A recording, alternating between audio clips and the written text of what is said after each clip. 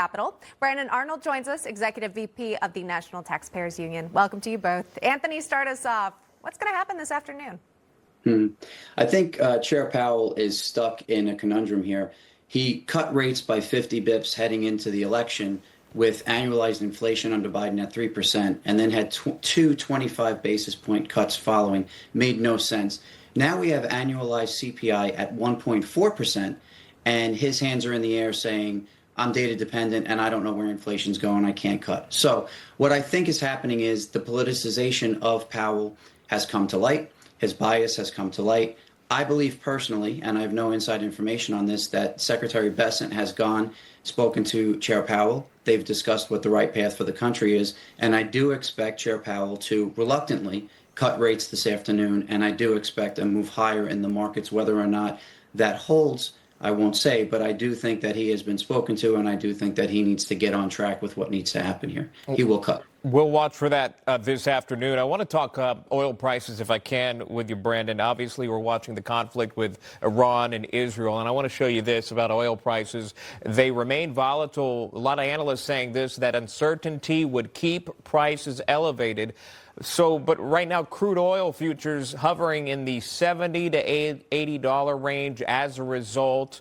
What are you reading into that in terms of the price of crude oil at this moment, yesterday, and potentially opening bell again seconds away? Yeah, I mean, obviously the geopolitical factors are going to loom large here. That's going to be the biggest factor driving oil prices, and tremendously concerning. You know, what we need to do domestically is ensure that we're producing as much as we possibly can to insulate us from international price shocks. And I think if you look at the bill that was just released recently by the Senate, they do take some steps in that direction by making better tax policy as it pertains to energy exploration and extraction. That's really what the direction that we need to go in, having more energy independence. And therefore, when we have these serious flare-ups, these military conflicts in the Middle East, we are less vulnerable to the economic repercussions from them. All right. We'll be watching the markets today.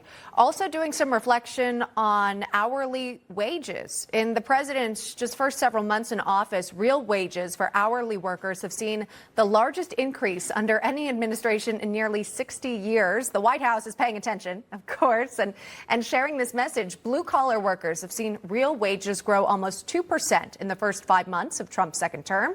A stark contrast from the negative wage growth seen during the first 5 months of the Biden administration. President Trump weighing in on Truth Social.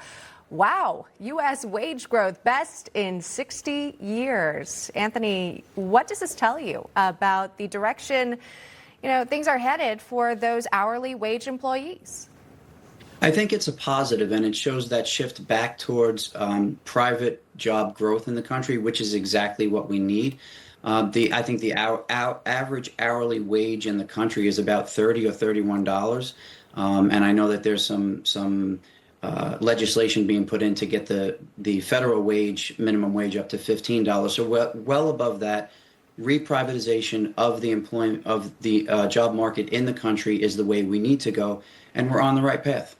All right, we're going to leave it right there. Again, watching opening bell there, the Dow remaining flat. Again, full day of trading ahead. We appreciate Anthony Esposito and Brandon Arnold. Thank you very much.